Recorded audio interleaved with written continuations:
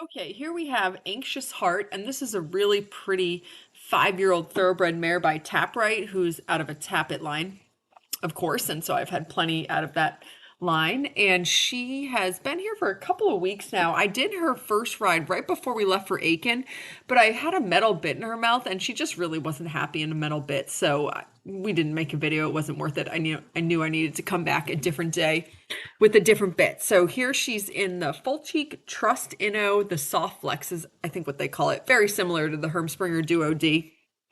I've sort of been on a out of control bit shopping spree, buying all these sorts of different variations of really soft straight bar bits. So this is my latest purchase. Anyway, she was much happier in this bit. So of course we went ahead and made a video. So technically this is her second ride.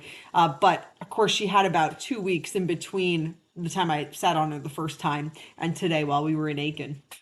So this mare sort of comes to me in a little bit of a roundabout way.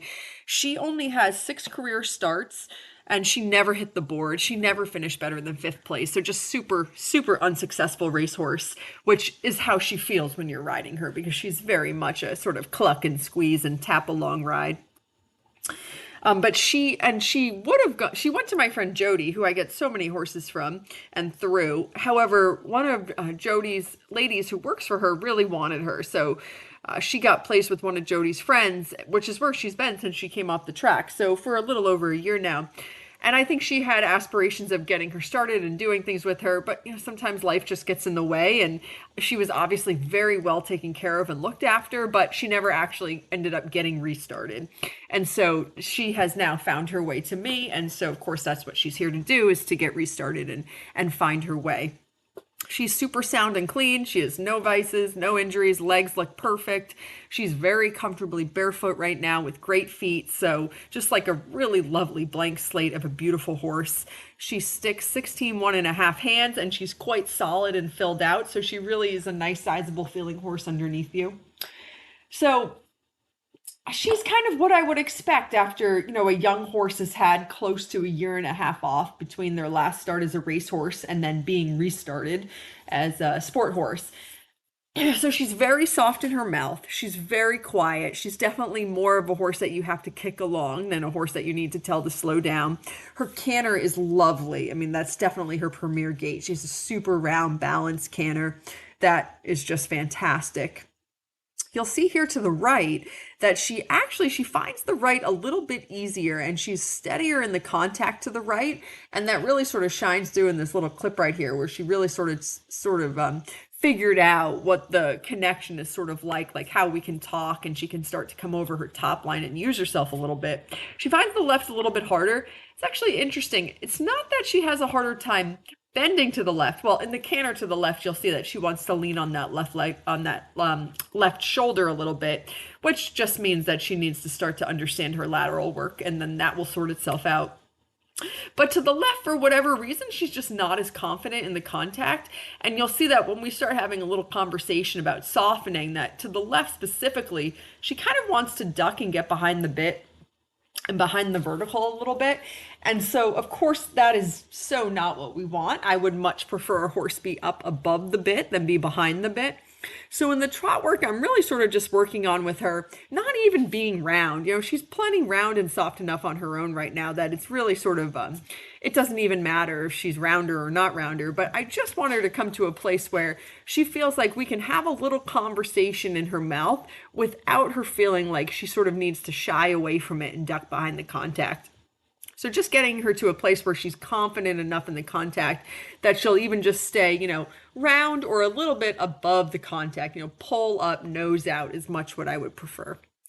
So here's her right canter. It is so cute and perfect. She's super straight in between the legs and the right canter. I mean, you'll see there at the beginning, she broke a couple of times because she takes quite a big bit of leg to convince her, to coax her along, that we actually really do want her to keep cantering.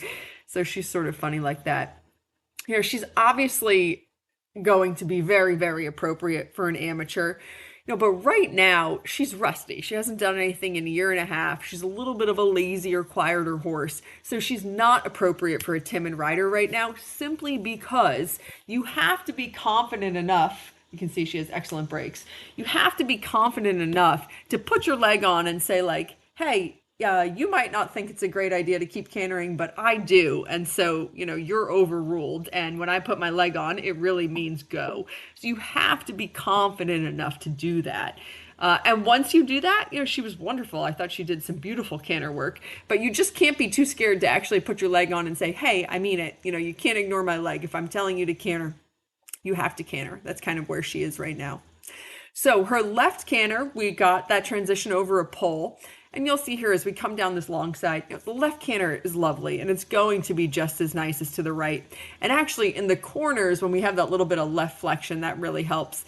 But she's just a little bit leaning on this left shoulder as we come down our long sides.